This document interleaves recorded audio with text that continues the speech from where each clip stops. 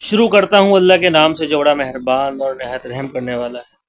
اللہم صلی علی محمد و علی محمد۔ 3 منٹ قیامت کا آخری باب، آخری حصہ۔ اگلا باب توفیق شہادت۔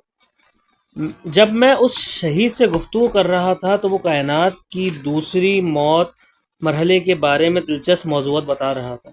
اس نے ایک لطیف نقطے کی طرف اشارہ کرتے ہوئے کہا، انسان کی بہت سی مشکلات اللہ پر توکل اور شہداء سے درخواست کرنے کی بدولت آسان ہو جاتی ہیں۔ مقام شہادت اللہ کی بارگاہ میں اتنا عظیم اور بلند ہے کہ برزخ میں داخل ہونے سے قبل اسے سمجھنا ممکن نہیں۔ عمر کے اس حصے میں خلوص نیت سے بندگی اور اللہ کے بندوں کی خدمت کریں اور دعا کریں کہ آپ کی موت بھی شہادت پر ہو۔ بعد میں اس شہید نے کہا، یہاں جنتی تتلیوں کی مانند اہل بیت علیہ السلام کے گرد حلقہ بنا کر ان کے نورانی وجود سے مستفید ہوتے ہیں۔ میں جنت کی ان نعمتوں کے بارے میں پوچھا جو شہداء کے لیے ہوتی ہیں۔ محلات، حوریں وغیرہ جواب دیا، تمام نعمتیں حسین ہیں، لیکن اگر آپ کو اہل بیت علیہ السلام کی محفل میں حاضر ہونے کا لطف حاصل ہو جائے اور آپ اس کا ادراک کر لیں تو ایک لمحے کے لیے بھی ان ہستیوں سے دور ہونا گوارا نہیں کریں گے۔ میں نے دیکھا کہ بعض شہداء نے جنت کی حوروں کی طرف رخ تک نہیں کیا۔ وہ محمد و آل محمد علیہ السلام کی نورانی جمال میں اس قدر جذب ہو گئے تھے کہ باقی نعمتوں کی طرف ان کا رجحان ختم ہو گیا۔ ہماری گفتگو ختم ہو گئی، لیکن یہ نقطہ کہ جنتی حوروں کا حسن اہل بیت کے نورانی جمال سے قابل مقایسہ نہیں ہے میں نے اس عجیب رودات میں درک کیا۔ نوجوانی کے دوران جب میں مسجد کی بسیج میں خدمات انجام دیا کرتا تھا تو رات کے وقت مسجد کے پیچھے واقع قبرستان میں ہماری آمد و رفت رہتی تھی۔ ہم حسب سابق خالی قبروں میں اتر کر اپنے دوستوں کو ڈرایا کرتے تھے، لیکن ایک رات عجیب واقعہ پیش آیا۔ میں قبر میں داخل ہوا تو اچانک مجھے محسوس ہوا کہ برابر کی قبر کی تھوڑی دیوار گر گئی اور قبر کے اندر نصب شدہ لحد، وہ پتھر جو جنازے کو قبر میں اتارنے کے بعد اس کی دیواروں پر رکھے جاتے ہیں اور ان کے اوپر مٹی ڈالی جاتی ہے، نظر آ رہے ہیں۔ میں نے تاریکی میں دیوار کے بعض دراروں سے دیکھا تو اندر انسانی ہڈیاں نظر آئیں۔ قبر کے اوپر کی نشانی سے لگ رہا تھا کہ قبر کسی خاتون کی ہے۔ اسی وقت میرا ایک دوست قبر میں داخل ہوا، وہ چاہ رہا تھا کہ برابر کی قبر سے ہڈیوں کو اٹھائے۔ میں نے اسے منع کیا اور سمجھایا، لیکن وہ نہ مانا۔ میں وہاں سے چلا گیا۔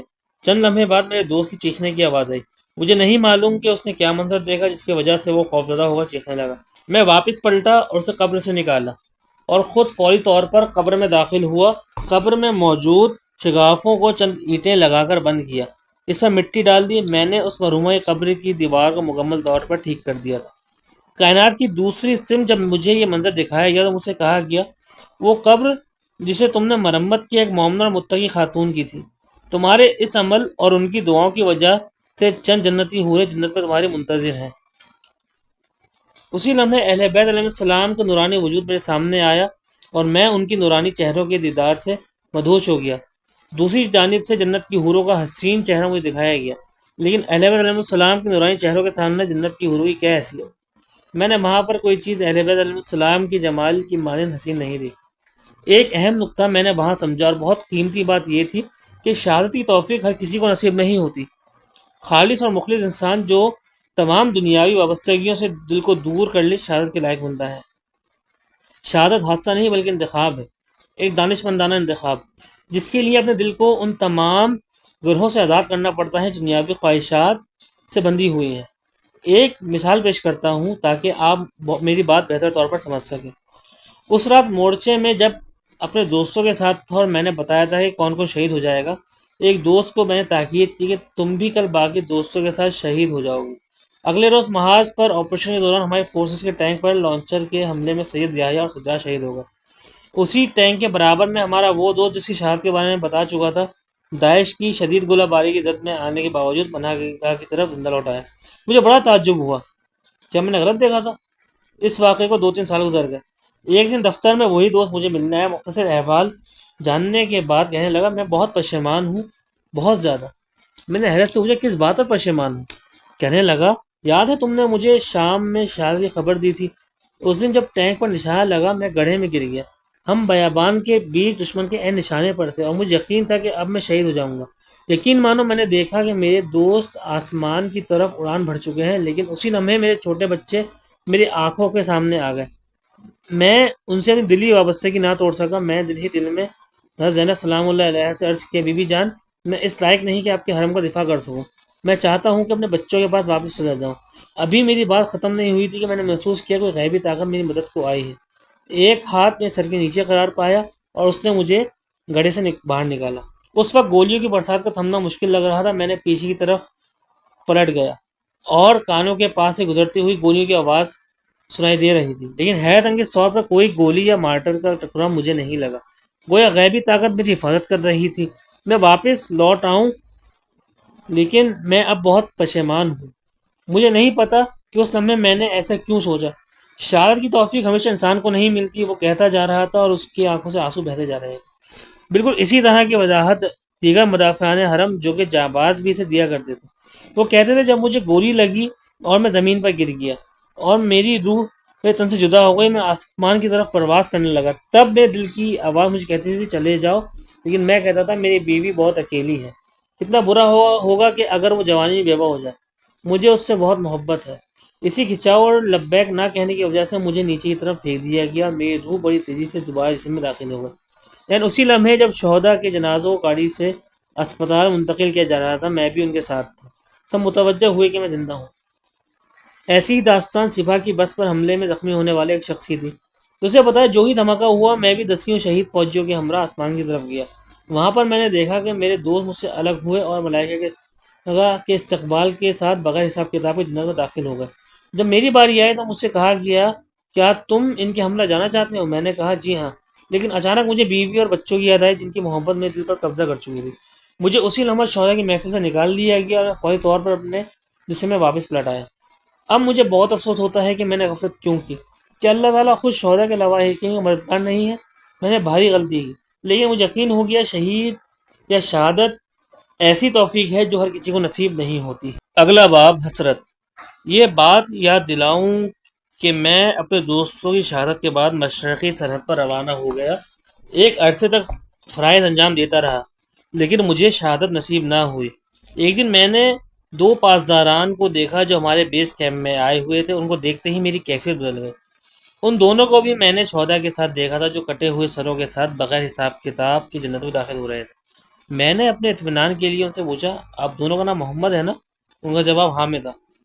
وہ منتظر تھے کہ میں مزید بات کروں، لیکن میں نے بات کا رخ موڑ دیا، اپنی کیفیت کے حوالے سے کچھ نہ کہا۔ میں دل میں شہادت کی حسرت لیے دفتری امور میں مصروف رہا۔ ایک دن میں اپنے دفتر کے کمرہ نماز میں دو جوان لڑکوں کو دیکھا جو ایک دوسرے کے بارے میں بیٹھے ہوئے تھے۔ میں نے انہیں سلام کیا، ان کے چہرے جانے پہچانے سے تھے۔ میں نے ایک جوان سے کہا آپ کا چہرہ مانوس سا لگ رہا ہے، لیکن یاد نہیں آپ کو کہاں دیکھا ہے، کیا میں آپ کا نام جان سکتا ہوں؟ جب اس نے اپنا نام بتایا تو میرے چہرے کا رنگ اڑ گیا، مجھے آپریشن تھیٹر کا منظر یاد آیا۔ میں بلا توقف دوسرے جوان سے کہا آپ کا نام یقیناً حسین آغا ہے، درست؟ اس نے کہا آپ ٹھیک کر رہے ہیں۔ وہ منتظر تھے کہ میں نے بتاؤں کہ میں ان کو کیسے جانتا ہوں، لیکن میری کیفیت رقت آمیز تھی، سو میں ان کو خداحافظ کہہ کر چلا گیا۔ مجھے اچھی طرح یاد ہے کہ میں نے ان دو پاسداران کو جنت میں بغیر حساب کتاب کے داخل ہوتے ہوئے دیکھا تھا۔ دونوں ایک ساتھ شہید ہوئے اور وقت شہادت اپنے فرائض انجام دے رہے تھے۔ میں نے ایک بار پھر اپنے ذہن کی طرف رجوع کیا۔ میرے دفتر کے چند افسران اور باقی نوجوان تھے جو اب الگ الگ اداروں میں خدمات انجام دے رہے تھے۔ میں نے ان سب کو شہید ہوتے دیکھا تھا۔ ان 5 جوانوں کی شہادت ایک ساتھ ہونا تھی۔ اپنے ادارے سے باہر کے چند لوگوں کو بھی میں نے دیکھا تھا جو شہید تھے۔ گو کہ یہ محض 3 منٹ کی رودات تھی، لیکن میرے لیے کائنات کی دوسرے عوالم میں حاضری اور حساب رسی کے مشکل ترین مراحل ناقابل فراموش ہیں۔ اس رودات کی ذیل میں ایسے کئی موضوعات ہیں جو کئی سال گزرنے کے بعد مختلف صورتحال کے دوران مجھے یاد آئے۔ چند دن پہلے کی بات ہے، میری رودات کا پہلا ایڈیشن شائع ہو چکا تھا۔ تہران سے کوئی ذمہ دار معائنے کی غرض سے آیا، جو ہی میرے کمرے میں داخل ہوا مجھے سلام کیا اور قریب آ کر ملا۔ اس نے مجھے میرے نام سے پکارا اور خیریت دریافت کی۔ میں اسے نہ پہچان سکا، لیکن جواباً الحمدللہ کہا۔ وہ میری کیفیت بھاپ گیا تھا۔ اس نے مجھے یاد دلایا کہ 10 سال قبل ہم کسی دفتر میں مختصر وقت کے لیے عملے کے ساتھی رہ چکے ہیں۔ پھر اس نے کہا کہ میں نے 3 منٹ قیامت میں کا مطالعہ کیا ہے۔ میں پڑھتے ہی سمجھ گیا کہ یہ آپ کی رودات ہے، ایسا ہی ہے نا؟ میں نے ہاں میں سر ہلایا۔ پھر کچھ دیر بعد انہوں نے بتایا کہ ان کے ایک رشتہ دار اس کتاب کا مطالعے کے بعد بدل گئے ہیں اور لاکھوں کی رقم انہوں نے رد مظالم، حق الناس اور بیت المال کے مد میں لوٹا دی ہے۔ معمول کی گفتگو کے بعد وہ شخص واپس چلا گیا۔ میں سوچنے پڑ گیا کہ میں نے اسے کہاں دیکھا ہے۔ اچانک مجھے یاد آیا کہ یہ شخص بھی ان شہداء میں شامل تھا جو میرے برابر سے گزر کر بغیر حساب کتاب کے جنت میں داخل ہو گئے۔ ایسے تمام دوستوں کا دیدار میری حسرت میں اضافہ کر دیتا اور میں خدا سے کہتا ہے کہیں ایسا نہ ہو کہ مجھے شہادت کی موت نصیب نہ ہو۔ آخری باب، نیا تجربہ۔ 3 منٹ قیامت میں اللہ کی مدد سے چھپی لوگوں کی بہت اچھی پذیرائی ملی اور بہت سے لوگوں نے بتایا کہ اس کتاب کا ان پر بہت گہرا اثر پڑا ہے۔ کئی بار مختلف محافل میں یا دوستوں سے ملاقات کے دوران یہ کتاب مجھے ہدیے میں ملی۔ وہ لوگ نہیں جانتے تھے کہ اس کتاب کا راوی میں ہی ہوں، لیکن میں نہایت خوش تھا کہ اس کتاب نے لوگوں کی روحانی زندگی میں مثبت اثرات مرتب کیے۔ ایک دن میں صبح کے وقت معمول کے مطابق ہائی وے کے راستے دفتر جا رہا تھا۔ ایک نہایت بے حجاب خاتون سڑک کے کنارے ٹیکسی کا انتظار کر رہی تھی۔ میں دور سے دیکھا کہ وہ مجھے اشارہ کر رہی ہے۔ سڑک خالی تھی اور موسم بھی ٹھیک نہیں تھا۔ اس وجہ سے میں رک گیا اور خاتون میری گاڑی میں سوار ہو گئی۔ بغیر کسی تمہید کے سلام کیا اور کہنے لگی مجھے اسپتال جانا ہے، میں ڈاکٹر ہوں۔ آج صبح میری گاڑی اسٹارٹ نہیں ہوئی، آپ کس راستے سے جا رہے ہیں؟ میں نے کہا میرا دفتر اسی اسپتال کے قریب، میں آپ کو پہنچا دوں گا۔ اس دن کتاب کی چند جلدیں پچھلی سیٹ پر پڑی ہوئی تھی۔ خاتون نے کتاب اٹھائی اور پڑھنے میں مصروف ہو گئی۔ بعد میں کہنے لگی معذرت، میں نے آپ سے اجازت نہیں لی، کیا میں کتاب پڑھ سکتی ہوں؟ میں نے کہا یہ کتاب آپ رکھ لیں، آپ کے لیے تحفہ ہے، مگر شرط یہ ہے کہ آپ اسے پڑھیں۔ انہوں نے شکریہ ادا کیا اور چند منٹ بعد میں نے اسپتال کے سامنے گاڑی روک دی۔ وہ بھی شکریہ ادا کرتے ہوئے گاڑی سے اتر گئی۔ میں نے ارد گرد نظر دوڑائی، کہیں میرا کوئی کولیگ مجھے اس موقع پر دیکھ نہ لے۔ اتنا ہی کافی تھا کہ کوئی خاتون کو اس حلیے میں میری گاڑی سے اترتا ہوا دیکھ لے۔ چند مہینے گزر گئے، میں بھی یہ واقعہ بھول گیا، یہاں تک کہ ایک دن شام کو کام کا وقت ختم ہونے پر معمول کے مطابق گاڑی میں بیٹھا دفتر کے مرکزی دروازے سے باہر ہے۔ جو ہی میں نوٹ تک پہنچا میں نے دیکھا ایک خاتون سر پر چادر اوڑھے ہوئے فٹ پاتھ سے سڑک پر آئی اور اشارہ کیا۔ میں نے گاڑی روک دی۔ میں خاتون کو پہچان نہیں سکا، لیکن شاید وہ مجھے اچھی طرح پہچان گئی تھی۔ میں نے گاڑی کا شیشہ اتارا، وہ آگے بڑھی اور سلام کرنے کے بعد کہا آپ نے مجھے پہچانا؟ وہ ایک جوان خاتون تھی۔ میں نے سر جھکا لیا اور کہا معذرت، میں نے نہیں پہچانا۔ کہنے لگی کہ میں وہی ڈاکٹر ہوں جسے آپ نے چند ماہ پہلے صبح کے وقت اسپتال کے لیے لفٹ دی تھی، آپ سے چند منٹ بات کرنی ہے۔ میں نے کہا جی ٹھیک ہے، آپ خیریت سے؟ یہ ادب کا تقاضا نہیں تھا کہ میں گاڑی میں بیٹھا رہوں، اور دوسری طرف سے یہ بھی مناسب نہیں تھا کہ ایک انجان اور جوان خاتون دفتر کے سامنے میری گاڑی میں بیٹھ جائے۔ میں نے گاڑی کو پارک کیا اور اتر کر فٹ پاتھ پر کھڑا ہو گیا۔ میں نظر جھکائے ان کی باتیں سن رہا تھا۔ کہنے لگی سب سے پہلے مجھے آپ سے یہ پوچھنا ہے اس کتاب 3 منٹ قیامت میں کے راوی کون ہے؟ وہی کتاب جو اس دن آپ نے مجھے تحفے میں دی تھی، درست ہے نا؟ میں چاہتا تھا کہ جواب نہ دوں، لیکن خاتون نے بہت اصرار کیا۔ میں نے کہا جی ہاں، بتائیے میں آپ کی کیا خدمت کر سکتا ہوں؟ اس کتاب کا راوی میں ہی ہوں۔ اس نے کہا اللہ کا شکر ہے، میں نے بہت ڈھونڈا، کتاب میں بیان شدہ مضامین اور وہ راستہ جس سے آپ آئے تھے۔ مجھے اندازہ ہو گیا تھا کہ آپ اس دفتر میں کام کرتے ہیں۔ آپ کے کولیگ سے پتہ کروایا، ابھی بھی تقریباً 2 گھنٹے ہو گئے ہیں، میں سڑک پر کھڑی آپ کا انتظار کر رہی تھی۔ میں نے کہا آپ کو مجھ سے کیا کام ہے؟ جواب دیا اس کتاب نے میرے معمولات زندگی کو درہم برہم کر دیا ہے۔ میں میعاد کے موضوع پر بہت زیادہ سوچنے لگی ہوں، یہ کہ ایک دن میری جوانی کا دور ختم ہو جائے گا اور میں بوڑھی ہو جاؤں گی، پھر چل بسوں گی، میں اللہ کو کیا جواب دوں گی؟ اگرچہ یہ بات صحیح ہے کہ میں نے دینی معاملات کا لحاظ نہیں کرتی تھی، لیکن ایک عقیدت مند گھرانے پر پروان چڑھی۔ اس کتاب کو پڑھنے کے ایک ہفتے بعد تنہائیوں میں خوب سوچا اور میں نے فیصلہ کر لیا کہ مکمل توبہ کروں۔ میں اپنے گناہوں کو بیان نہیں کر سکتی، لیکن میں نے قطعی فیصلہ کر لیا تھا میں ان کو چھوڑ دوں گی۔ اس دن جب میں نے فیصلہ کیا، میرا خوفناک ایکسیڈنٹ ہوا اور میں نے موت کو اپنی آنکھوں سے دیکھا۔ میں نے واضح طور پر دیکھا کہ روح میرے تن سے جدا ہو گئی ہے، لیکن آپ کی طرح ملک الموت، جنت اور حسین مناظر نہیں دیکھے۔ مجھے 2 ملائکہ نے پکڑا ہوا تھا تاکہ مجھے عذاب کی طرف لے جائیں۔ میرے ساتھ کوئی مہربان نہیں تھا۔ میں نے آگ کو دیکھا، یہاں تک کہ میرے ہاتھوں میں ایسے حلقے پہنا دیے گئے جن سے آگ کے شعلے نکل رہے ہیں۔ میں بے دھڑک کہا کہ میں نے آج توبہ کی ہے، میں نے واقعی نیت کی ہے کہ اپنے پرانے اعمال نہ دہراؤں۔ ان 2 ملائکہ میں سے ایک جو میرے برابر کھڑا تھا کہنے لگا ٹھیک ہے، ہم تمہاری بات قبول کرتے ہیں، تم نے واقعی توبہ کی ہے اور اللہ توبہ قبول کرنے والا ہے۔ تمہارے تمام برے اعمال مٹا دیے گئے ہیں، لیکن حق الناس کا کیا کرو گی؟ میں نے کہا میں اپنی تمام برائیوں کے باوجود پوری کوشش کرتی تھی کہ کسی کا حق اپنی گردن پر نہ آنے دوں، یہاں تک کہ اپنی ڈیوٹی پر مقررہ وقت سے زیادہ دیر تک رکا کرتی تھی تاکہ کوئی مسئلہ باقی نہ رہے۔ میرے تمام مریض مجھ سے راضی ہیں۔ اور اس فرشتے نے کہا کہ آپ کی بات درست ہے، لیکن 1100 مرد ایسے ہیں جن کا حق آپ کی گردن پر ہے اور آپ ان کی مقروض ہے۔ میرے چہرے پر حیرت تھی۔ خاتون نے اپنی بات جاری رکھی۔ فرشتے نے کہا اللہ نے آپ کو اچھا قد کاٹ اور حسین چہرہ عطا کیا، لیکن آپ نے اپنی زندگی میں کیا کیا؟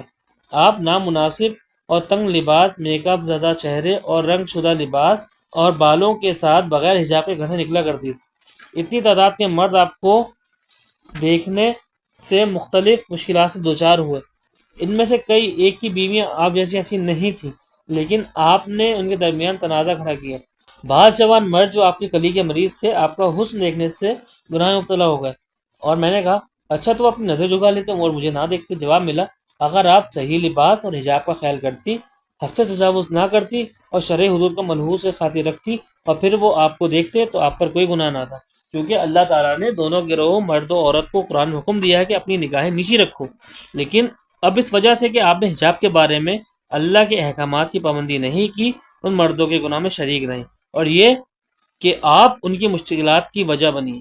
یہ عمل لوگوں کی پرسکون زندگی کو تباہ کرتا ہے، آپ نے ان کی زندگیوں کا سکون چھینا ہے اور یہ حق الناس ہے، لہٰذا اب ان 1100 افراد کے حق الناس کی وجہ سے آپ پر پریشانی، عذاب اور اللہ کی گرفت میں رہیں گی، یہاں تک کہ وہ ایک ایک کر کے عالم برزخ میں آئیں اور آپ ان کے رضامندی حاصل کر سکیں۔ خاتون نے کہا میں اپنے دفاع نہیں کر سکی، اور جو انہوں نے کہا میں نے قبول کیا۔